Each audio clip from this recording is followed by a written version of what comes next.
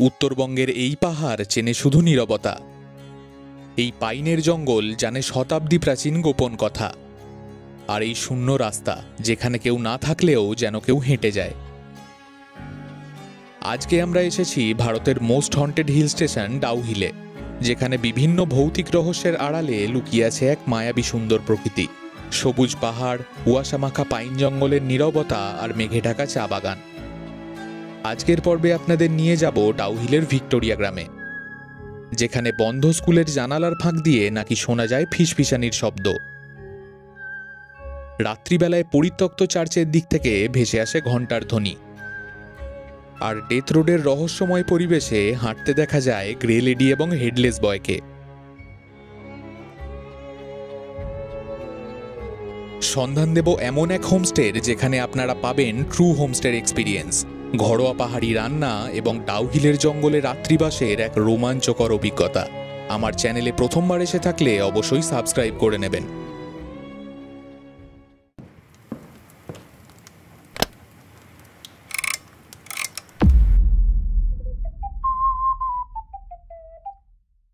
নমস্কার, আশা করি সবাই ভালো আছেন। আর এই বেড়ানোর মরশুমে অনেক সুন্দর সুন্দর জায়গায় আপনারা ঘুরে বেড়াচ্ছেন।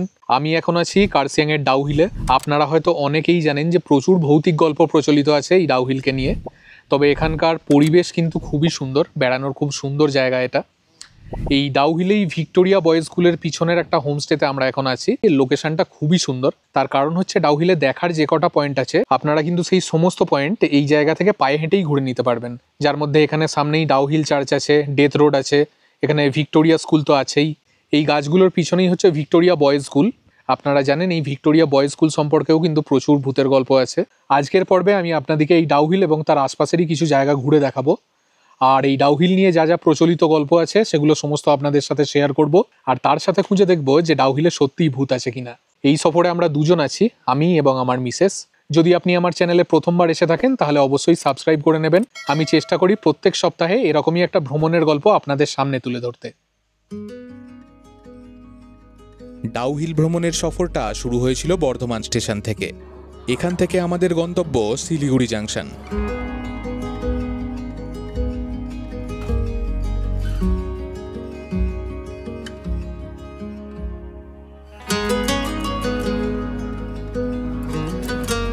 নমস্কার, আশা করি সবাই ভালো আছেন। আজকে 23শে আগস্ট 2025।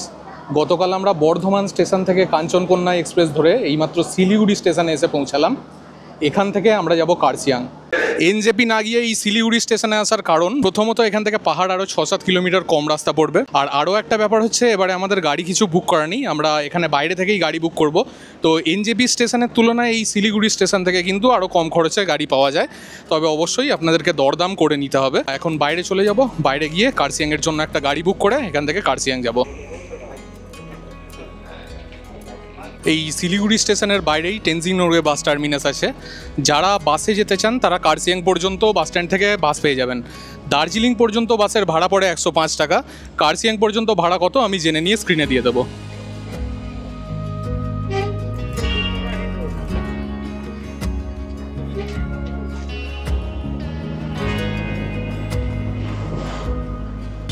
আমাদের হোমস্টে পর্যন্ত যাওয়ার জন্য শিলিগুড়ি স্টেশনের বাইরে থেকেই একটা গাড়ি রিজার্ভ করে নিয়েছি। আমাদের ভাড়া পড়লো 1500 টাকা। যদি গাড়ি আপনাদের রিজার্ভ না থাকে তাহলে শিলিগুড়ি স্টেশন থেকে যখন আপনারা বাইরে বেরিয়ে আসবেন তখন অনেকেই আপনাদেরকে খুব কম ভাড়া অফার করে গাড়ি অফার করবে। সেগুলোতে আমার মনে হয় পা না দেওয়াই বেটার হবে, তার কারণ ওখানে ম্যাক্সিমামই দালাল। আপনারা যারা ডিরেক্ট ড্রাইভারের সাথে কথা বলে গাড়ি রিজার্ভ করে আসতে চাইছেন, আমরা যেই গাড়িতে যাচ্ছি তার নাম্বার তো আমি দিয়ে দেবই স্ক্রিনে এবং ডেসক্রিপশান বক্সে। আর তাছাড়াও আপনারা শিলিগুড়ি স্টেশনের ওই চত্বরটা থেকে বেরিয়ে এসে যে পেট্রোল পাম্পগুলো আছে ওই পেট্রোল পাম্পগুলোর কাছে চলে আসবেন। ওই জায়গা থেকে আপনারা ডিরেক্ট ড্রাইভারের কাছ থেকে কিন্তু গাড়ি পেয়ে যাবেন। শিলিগুড়ি স্টেশন থেকে যদি আপনারা কোনো দালালের থ্রু কথা বলে গাড়ি বুক করেন সেক্ষেত্রে ভাড়া আপনার একটু বেশি পড়বে, তার কারণ হচ্ছে ওখানে ওনাদের একটা পার্সেন্টেজ অফ কমিশন আছে। তো সব থেকে বেটার হয় যে স্টেশন থেকে একটু বেরিয়ে মেন রোডটায় চলে আসুন, তারপর ওই পেট্রোল পাম্পের কাজগুলো থেকে আপনারা যে কোনো গাড়ি বুক করে নিতে পারেন। আর আপনারা যারা রিজার্ভ গাড়িতে ডাউহিল পর্যন্ত যাচ্ছেন তারা একেবারে কার্সিয়াংয়ের লোকাল সাইট সিনটাও করে নিয়ে যেতে পারেন। 3 থেকে 4 ঘন্টা মতো সময় লাগবে টোটাল জায়গাগুলো সাইট সিন করতে। আমরা আজকে সাইট সিন করবো না, আমরা আগামীকাল সাইট সিন করবো। তো আপনারা কোন কোন জায়গা ঘুরে দেখতে পারেন সেই ইনফরমেশনও কিন্তু পেয়ে যাবেন।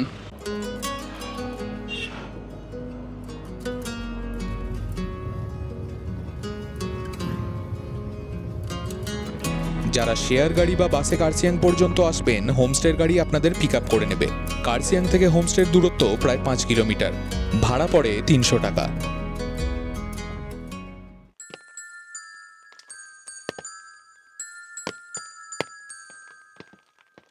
কার্সিয়াং ছাড়িয়ে ডাউহিলে প্রবেশ করতেই চারপাশের পরিবেশ পুরোপুরি বদলে গেছে। দিনের বেলাতেও এখানে যথেষ্ট অন্ধকার, বাতাস বেশ ভারী, আর আশপাশে স্যাঁতস্যাঁতে বুনো গন্ধ।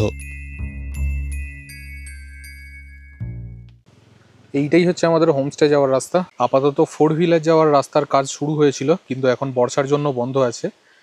এই রাস্তাটা যদি তৈরি হয়ে যায় তাহলে হোমস্টের আরও কাজ পর্যন্ত 4 হুইলার যাবে, নাহলে অনেকটাই হাঁটতে হচ্ছে এখান থেকে। আর হাঁটাটা কিন্তু খাড়া পাহাড়ি ঢালে এরকম।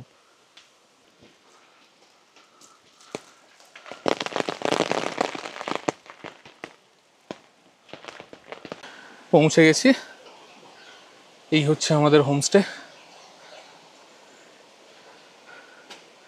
ডাউহিলের জঙ্গলের মধ্যে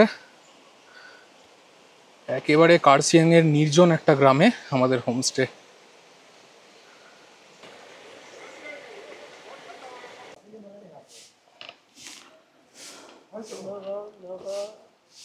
ডাউহিলে আমাদের হোমস্টেতে এইমাত্র এসে পৌঁছালাম। রুমটা দেখিয়ে নিই। এখানে এইটা হচ্ছে আমাদের রুম। এখানে ডাবল বেড দেওয়া আছে। এইদিকে একটা টেবিল আছে। এখানে আর একটা ছোট ওই টি টেবিল মতো দেওয়া আছে। খুব একটা বড় রুম না, কিন্তু দুজনের জন্য একদম ঠিকঠাক। আর এই হচ্ছে রুমের ওয়াশরুম।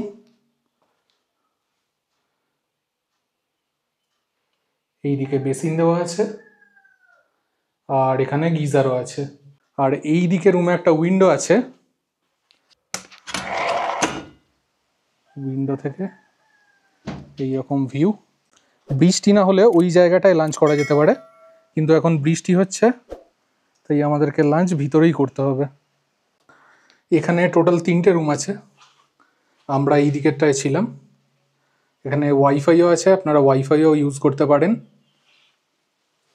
আর মোবাইলের নেটওয়ার্ক কিন্তু এখানে খুবই উইক। এয়ারটেলের কোনো টাওয়ারই নেই, আমি ফোন পর্যন্ত করতে পারছি না। জিওর একটু একটু টাওয়ার আছে, বাট এখানে যেহেতু ওয়াইফাই আছে আশা করি প্রবলেম হবে না। আর এই দিকটায় দেখুন, এটা হচ্ছে ডাইনিং এরিয়া।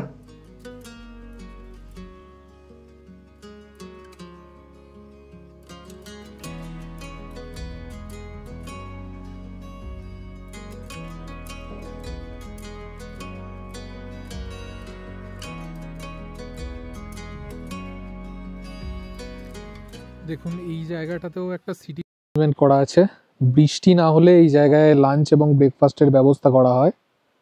আর এখান থেকে সামনে দেখুন, এই জায়গাটাতে কার্সিয়াং শহরের ভিউ পাওয়া যায় খুবই সুন্দরভাবে। এখন তো মেঘের জন্য দেখতেই পাচ্ছেন পুরোটা ফগি হয়ে আছে, কিন্তু আগের বারও আমরা যখন এসেছিলাম এই জায়গা থেকে সুন্দর কার্সিয়াং শহরের ভিউ পেয়েছিলাম। আমার কাছে ছবি থাকলে আমি স্ক্রিনে অ্যাটাচ করে দিচ্ছি, এখান থেকে কার্সিয়াং শহরের ভিউটা কেমন পাওয়া যায়। ডাউহিলের এই স্কুইরেল হোমস্টেটার লোকেশনটা কিন্তু খুবই সুন্দর। এই গাছগুলোর পিছনেই আছে ভিক্টোরিয়া বয়েজ স্কুল, অর্থাৎ ভিক্টোরিয়া বয়েজ স্কুলের পিছনে হচ্ছে এই হোমস্টেটা। আর বাকি ডাউহিলের যে লোকেশনগুলো আছে, মানে ডাউহিল চার্চ, ডেথ রোড, সেই সমস্ত জায়গাগুলো কিন্তু আপনারা এখান থেকে হেঁটে ঘুরে নিতে পারেন। ওয়াকিংয়ে ডেথ রোড এখান থেকে 10 থেকে 15 মিনিট সময় লাগে। আর চার্চ হচ্ছে এই দিকে, চার্চটা এখান থেকে জাস্ট 5 মিনিটের ওয়াকিং ডিস্টেন্স। এখন বৃষ্টিটা একটু থেমেছে, ওয়েদারটা এরকম পুরো ফগি হয়ে আছে। যদি বিকেলবেলায় বৃষ্টি না হয়, আমি আজকে ডাউহিল চার্চে গিয়ে আপনাদের ডাউহিল চার্চটাও দেখাবো। চারিদিকে মেঘ ভাসছে, ওই সামনেটাতে পাইন ফরেস্টও আছে, কিন্তু এতটা ঘন মেঘ যে সামনে কিছুই দেখা যাচ্ছে না। আশপাশের দৃশ্যটা দেখুন, চারদিকে মেঘ কুয়াশা হয়ে কি অপূর্ব লাগছে।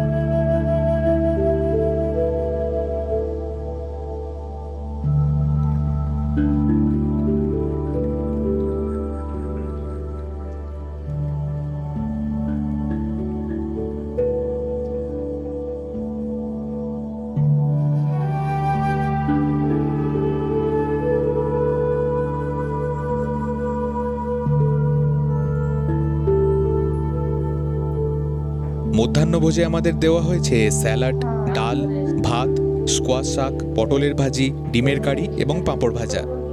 রান্না একেবারেই ঘরোয়া, বেশ সুস্বাদু। নর্থ বেঙ্গলে ম্যাক্সিমাম হোমস্টেতেই এখন আর সেই হোমলি এনভায়রনমেন্টটা পাওয়া যায় না। নামে হোমস্টে আছে, কিন্তু ম্যাক্সিমাম ওই হোটেলের মতোই পরিষেবা। কিন্তু কার্সিয়াংয়ের এই স্কুইরাল হোমস্টেতে এখনও ওই সেম হোমলি এনভায়রনমেন্টটা কিন্তু আছে। মানে হোমস্টে বলতে যেটা বোঝায় এখানে আপনারা সেটাই পাবেন। এখানে আমরা যেই বিল্ডিংটায় আছি, এই বিল্ডিংটা কিন্তু এনাদের বাড়ি, উপরের তলায় এনারা থাকেন এবং এর পাশে এনাদের আদি বাড়ি আছে। এবং হোমস্টেতে আলাদা করে কিন্তু কোনো স্টাফ নেই। এই হোমস্টের যারা ওনার দম্পতি আছেন তারা নিজের হাতেই পুরো কাজটা সামলান এবং গেস্টদের সমস্ত পরিষেবা প্রদান করেন। এখন আমরা যাব ডাউহিল চার্চ এবং ডেথ রোড ঘুরতে। এই ডাউহিল নিয়ে প্রচুর ভূতের গল্প প্রচলিত আছে, আপনারা হয়তো জানেন অনেকেই। এখানে একটা রাস্তা আছে ডেথ রোড, তো বলা হয় যে ওই ডেথ রোডে নাকি মাঝে মাঝেই একটা হেডলেস বয়কে দেখা যায়, 13-14 বছরের। তার ধর আছে, সে সেই রাস্তা দিয়ে হেঁটে বেড়ায়, কিন্তু তার কোনো মাথা নেই। ওখানে আরও একটা গল্প প্রচলিত আছে যে একটা গ্রে লেডিকে নাকি ওখানে দেখা যায়। কুয়াশার মধ্যে সেই গ্রে লেডি ধূসর জামা কাপড় পরে ওখানে ঘুরে বেড়ায়। তার মুখ নাকি স্পষ্ট কোনো দিনই দেখা যায় না, তার মুখের জায়গাটা কালো অন্ধকার। সে ট্যুরিস্টদেরকে মাঝে মাঝে দেখা দেয় এবং পাইন গাছের জঙ্গলে ওই পাইন গাছের পিছনে অদৃশ্য হয়ে যায়। ডেথ রোডে আর একটাও ভূতের গল্প প্রচলিত আছে, সেটা হচ্ছে ওই জঙ্গলের মধ্যে নাকি একটা কাঠুরে একবার মারা যায় রহস্যময়ভাবে। তারপর থেকে ওই কাঠুরের আত্মা ওই জঙ্গলে ঘুরে বেড়ায়। তো অনেকেই ক্লেম করেন নাকি জঙ্গলের ভিতর থেকে রাত্রে কাঠ কাটার শব্দ পাওয়া যায়, সেখানে গিয়ে দেখা যায় যে সেখানে কেউ নেই। সেদিন বৃষ্টির জন্য আমরা গাড়িতে গিয়েছিলাম, তবে চাইলে অনায়াসে পায়ে হেঁটেও এই জায়গাগুলোতে ঘুরে নেওয়া যায়। হোমস্টে থেকে চার্চের দূরত্ব পায়ে হেঁটে 5 থেকে 7 মিনিট। ওখান থেকে ডেথ রোড আরও 10 থেকে 12 মিনিট। তবে রাস্তা সব জায়গায় ফ্ল্যাট না, চড়াই উতরাই আছে।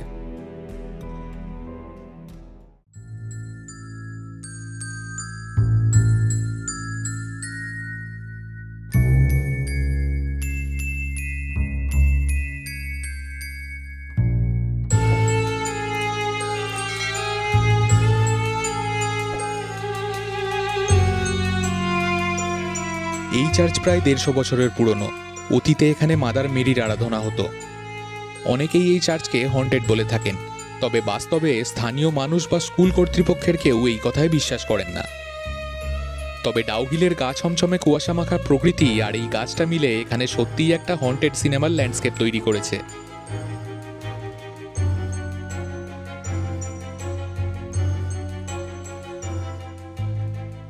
এই হলো ডাউহিল চার্চ, আর এই দিকে হচ্ছে চার্চের বেল টাওয়ার। শোনা যায় এখানে চার্চ নাকি অ্যাবান্ডন্ড হয়ে যাওয়ার বহু বছর পর পর্যন্ত এখান থেকে ওই চার্চের ঘন্টার আওয়াজ শুনতে পাওয়া যেত। কিন্তু বাস্তবে এখানে ভূত বলে কিছু নেই। এই জায়গাটায় চার্চের ভিতরে স্কুলের অডিটোরিয়ামের যে অনুষ্ঠানগুলো হয় সেইগুলো হতো কিছু বছর আগে পর্যন্ত। এখন নতুন বিল্ডিং হয়ে যাওয়ার কারণে ওখানে শিফট হয়ে গেছে। ডাউহিল চার্চ থেকে ডেথ রোড যাওয়ার পথে প্রধানজির মুখে শুনেছিলাম ডাউহিলের আরও একটা ভূতের গল্প। टूरिस्ट आया था कोई, हाँ तो आपका पाइन फॉरेस्ट वाला जंगल नहीं है जी जी, वो डेथ रोड वाला। तो उधर वो मिला, बोला ऐसे है, मेरा नाम ये है वो है बोल के बोला है वो टीचर ने। हाँ मैं भी इधर रहता हूँ, इधर ही क्या स्कूल का टीचर हूँ बोल के। अच्छा। तो बाद में जाके पता लगा कि बाद में आया वो टूरिस्ट, हाँ फिर कभी मिलने के लिए आना बोल के मेरे स्कूल में। हाँ तो बाद में बोला ये टीचर है आपका स्कूल में। अच्छा अच्छा, एड्रेस वगैरह दिया था। उस टाइम फोन वगैरह तो था नहीं। हाँ तो फिर पता है कि वो तो कब का गुजर चुका है। फिर अच्छा, वो जिन टीचर ने उनसे बात किया था वो गुजर चुके थे।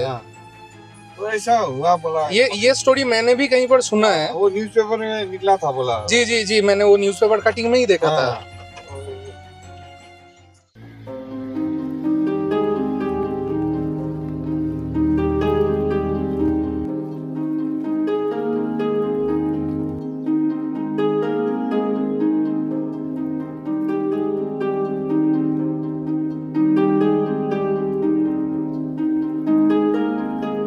এই হলো ডাউহিলের সেই কুখ্যাত ডেথ রোড। বাইরে টিকিট কাউন্টার থেকে টিকিট নিয়ে প্রবেশ করতে হয়। এন্ট্রি ফি 20 টাকা প্রতিজন।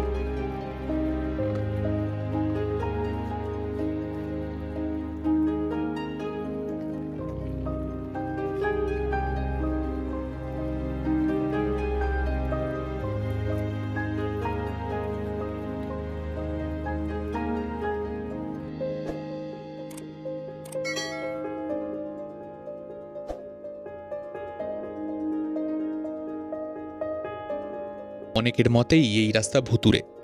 আপনাদের যেই হেডলেস বয় এবং গ্রে লেডির গল্প বলেছিলাম, বেশ কিছু মানুষ নাকি এই রাস্তায় তাদের দেখা পেয়েছেন।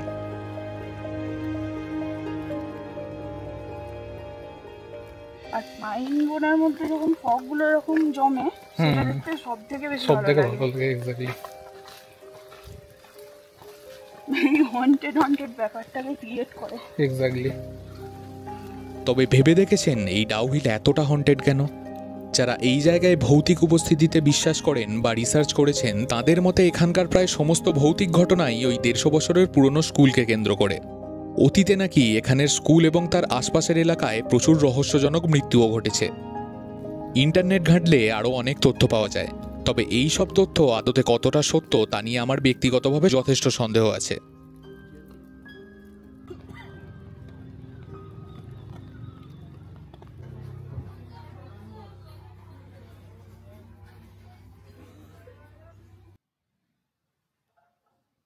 সান্ধ্যভোজে আমাদের দেওয়া হয়েছে চা এবং আলুর পকোড়া। সন্ধ্যার পর এখানে কিছু করার নেই। মোবাইল নেটওয়ার্ক এখানে খুবই উইক, ওয়াইফাইও সবসময় চলছে না। হোমস্টের সামনে একটা পাইন ফরেস্ট আছে, আগামীকাল সকালে আপনাদের সেটা ঘুরে দেখাবো। ডিনারে আমাদের দেওয়া হয়েছে রুটি, আলু ভাজা, মাশরুম এবং চিকেন। খাবারের টেস্ট যথারীতি বেশ ভালো।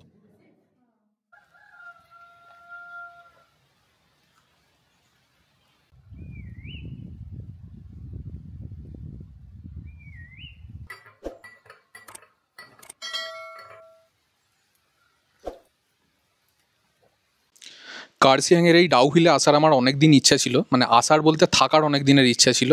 আর বিশেষ করে কিন্তু এই ভিক্টোরিয়া বয়েজ স্কুল চার্চ এই জায়গাটাতেই আমি অনেক খোঁজাখুঁজি করেছিলাম, কিন্তু এই জায়গায় কোনো হোমস্টের আমি খোঁজ পাইনি। ইভেন প্রথমবার যখন এসেছিলাম আগের বছর, তার আগে মনে হয় না এই জায়গায় কোনো হোমস্টে ছিল বলেই, কিন্তু সেই জায়গায় আমাকে এই হোমস্টেটা খুঁজে দিয়েছিলেন ইনি।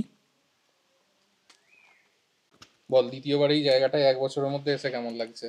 খুবই ভালো লাগছে, কিন্তু সব থেকে বড় কথা হলো যে আমরা যখন কোথাও পাহাড়ে বেড়াতে যাই তো মনে হয় যে এত সুন্দর সব জায়গায় মনে হয় যে আবার আসবো দ্বিতীয়বার, কিন্তু সেটা হয়ে ওঠে না। যখন এবারে কার্সিয়াং আসার প্ল্যান হলো তখন মানে এই ডাউহিলে আসবো আর স্কুইরেল হোমস্টেতে আসবো এটা নিয়ে তো কোনো ডাউটই ছিল না। এত ভালো লেগেছে এটা আগের বার এসেই। যদি আপনারা অফবিট জায়গা পছন্দ করেন, আপনাদেরকেও সাজেস্ট করছি এই ডাউহিলের এই স্কুইরেল হোমস্টেটায় অবশ্যই একবার ঘুরে যান।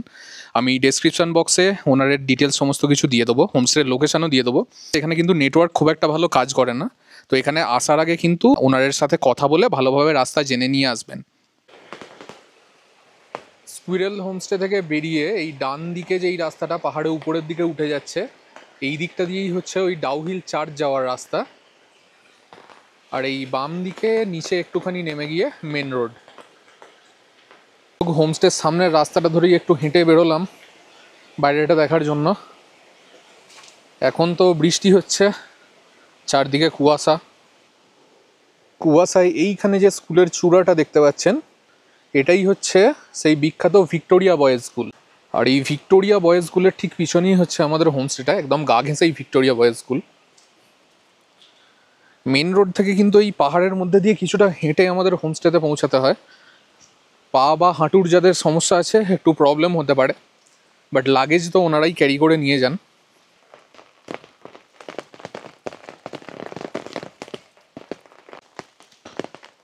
এই জায়গাটায় দেখুন একদম মেঘ কুয়াশায় আড়াল হয়ে আছে ভিক্টোরিয়া বয়েজ স্কুল। এই স্কুলটা প্রায় 150 বছরের পুরনো। এই ডাউহিল স্কুলের স্থাপনা হয়েছিল 1879 সালে। প্রায় 150 বছরের পুরনো স্কুল। তৎকালীন দিনে মাত্র 16 জন স্টুডেন্টকে নিয়ে এই স্কুল চালু হয়েছিল। তো এই স্কুল সম্পর্কেও অনেক হন্টেড স্টোরিজ আছে। এখানের ওই সব থেকে ফেমাস হন্টেড স্টোরি যেটা হেডলেস বয়, সেটা তো আছেই, যে ওই হেডলেস বয় নাকি স্কুলের করিডোরে ঘুরে বেড়ায়। তাছাড়াও শোনা যায় নাকি রাত্রেবেলায় স্কুল যখন ফাঁকা থাকে তখন করিডোরে কারুর হাঁটার শব্দ শোনা যায়, উইসপারিং সাউন্ড মানে ফিসফিস করে কথা বলার আওয়াজ শোনা যায়। তবে আমাদের এই হোমস্টের ওনার প্রধান জিও এই স্কুলেই পড়েছেন। আমি ওনাকেও জিজ্ঞাসা করলাম এরকম কিছু এক্সপিরিয়েন্স করেছেন নাকি, তো উনি বললেন উনি কোনোদিন এইরকম কিছু এক্সপিরিয়েন্স করেননি। স্কুলের ভিতর ট্যুরিস্টদের প্রবেশ নিষিদ্ধ। আজকে চারপাশের পরিবেশটা কুয়াশা মেখে যেন আরও মায়াবী লাগছে। আমাদের হোমস্টের থেকে মাত্র 2-3 মিনিট হেঁটেই পাইনের জঙ্গল। কুয়াশা মাখা এই পাইনের জঙ্গল ঠিক কতটা সুন্দর লাগছে দেখুন।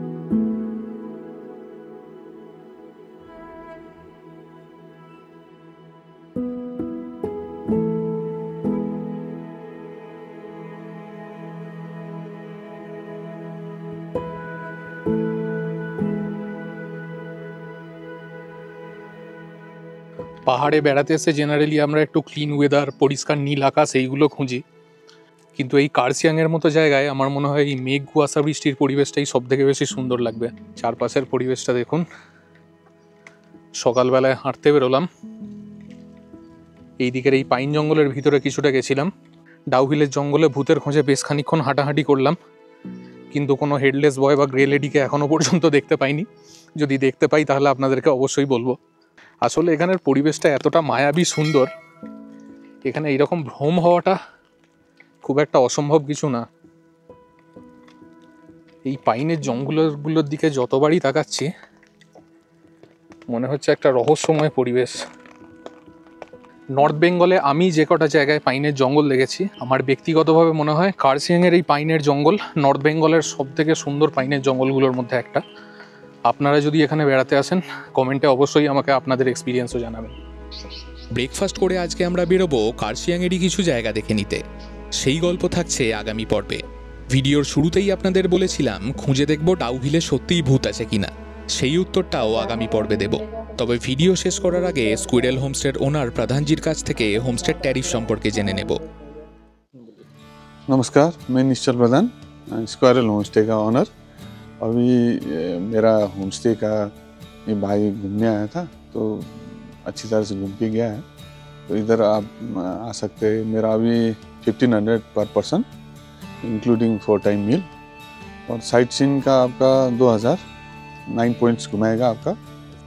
ऐसे क्राउड से आया है आप लोग, तो इधर रिलैक्स करने के लिए अच्छा जगह है, तो आप आइए घूमने के लिए।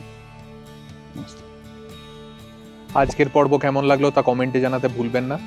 যদি ভিডিও ভালো লেগে থাকে তাহলে লাইক করুন, আপনাদের পরিচিতদের সাথে শেয়ার করুন। আপনি যদি এইরকমই ভিডিও দেখতে ভালোবাসেন তাহলে আমার চ্যানেল দ্য ফ্লপ এক্সপ্লোরারকে সাবস্ক্রাইব করুন। আমি দ্য ফ্লপ এক্সপ্লোরার আরও একটা নতুন ভ্রমণের গল্প নিয়ে ফিরে আসছি পরের পর্বে।